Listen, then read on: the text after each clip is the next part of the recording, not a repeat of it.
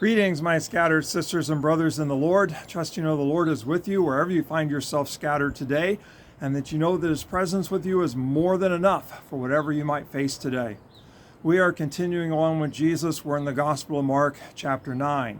And you'll recall that Jesus just cast out that unclean spirit from the boy, and that the boy looked like he was dead, but Jesus took him by the hand and raised him up, and he had a new life, and he was cured. And the disciples were puzzled. Why couldn't we drive this unclean spirit out? And Jesus told them that that kind takes a lot of prayer. And we talked a little bit about that prayer in terms of most likely recognizing that the way victory comes is through the cross and praying to accept the cross. That's kind of the larger context. And where we're picking it up is this is on the other side of that. And Jesus is with his disciples and he's teaching them. And so I'll pick it up at Mark chapter 9, beginning at verse 30. They left that place and passed through Galilee. Jesus did not want anyone to know where they were, because he was teaching his disciples. He said to them, "The Son of Man is going to be delivered over into human hands. He will be killed, and after 3 days he will rise." But they did not understand what he meant, and they were afraid to ask him about it. And so Jesus is taking his disciples for a teaching time. He doesn't want to be interrupted. What he's teaching them is super important, and he's teaching them about his cross. This is the second time that Jesus has taught them, tried to teach them what's going to happen to him, that he is going to be handed over into the hands of men, he's going to be killed, and on the third day he will rise. Now, it says that they didn't understand and that they were afraid to ask him. I wonder what would have happened if one of them would have had the courage to ask him, "Jesus, what do you mean? Help me to understand." But instead, they wanted to look like they understood.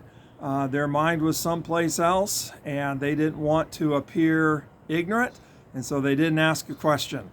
I wish they would have asked, but they didn't. Maybe that's a lesson for us in and of itself, that when we have questions, we need to ask the questions rather than worry what it might look like that we have a question. Well, one of the things I want to talk about today is that Jesus refers to himself as the Son of Man. You'll notice he said the Son of Man is going to be delivered over into the hands of men, and he's going to be killed, and 3 days later he will rise. And it's very interesting that this language, the Son of Man, that's how Jesus talks about himself. Nobody else ever calls Jesus the Son of Man.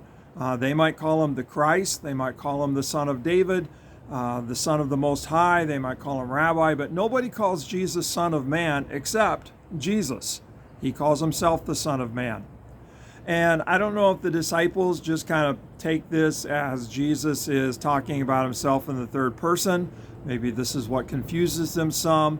I remember one time a guy at church came in and was telling me about this man who was bitten, attacked by dogs, and all of a sudden I began to realize, wait a minute, he's got bandages, he's been wounded, and this man, well, that was the guy in front of me. He was talking about himself in the third person. And here Jesus is talking about himself in the third person, and maybe the disciples are a little bit slow to catch on to that. I know I was slow to catch on to this guy talking about himself in the third person, attacked by dogs. Maybe that's what's going on. But also, the Son of Man, that phrase occurs in the Old Testament 2 or 3 different places, 2 or 3 different ways. One way that it occurs, that it's used, is in Psalm 8. What is man that you are mindful of him, the Son of Man that you care for him? And there it's talking about the human race as a whole, and how humanity is created a little bit lower than the heavenly beings and crowned with glory and honor and given dominion over everything on the face of the earth. And so maybe Jesus refers to himself as the Son of Man as a way to emphasize that he has come for the whole human race, that he is representative of the whole human race, that when he is crucified representing all humankind, and raised representing all humankind. So possibility that Jesus is making a statement by referring to himself as the Son of Man, representing the whole human race. Another place where we find Son of Man language in the Old Testament is when God is speaking with Ezekiel. And often God will address Ezekiel, Son of Man, prophesy to the bones, Son of Man this, Son of Man that. And there it's kind of emphasizing that Ezekiel is very much human, that he is not God. And some might even argue that by calling him Son of Man, and he was a priest, instead of saying Son of Aaron, but Son of Man, just that he really is, when it comes right down to it, a common man, a person. And maybe that's what Jesus is saying about himself, that he has actually become one of us, that he has become fully human. Possibility. Okay, and then the third way that Son of Man is used in the Old Testament is in Daniel. Daniel chapter 7, Daniel sees one like a Son of Man coming on the clouds of glory. And this Son of Man is worthy of worship. And so maybe Jesus is saying that he is the one who comes on the clouds of glory, who brings salvation, who is worthy of worship, and that Jesus is fulfilling Daniel's prophecy. So you can see that there would be confusion about Son of Man language. And yet that's how Jesus talks about himself. Maybe Jesus does this to kind of create space where Jesus gets to define who he is and what his mission is, to go to the cross, and that's how he will bring God's salvation. Something to think about. Jesus, the Son of Man, representing the human race, fully becomes one of us, but even more, that divine figure who comes on the clouds of glory, who is worthy of worship, who accomplishes salvation.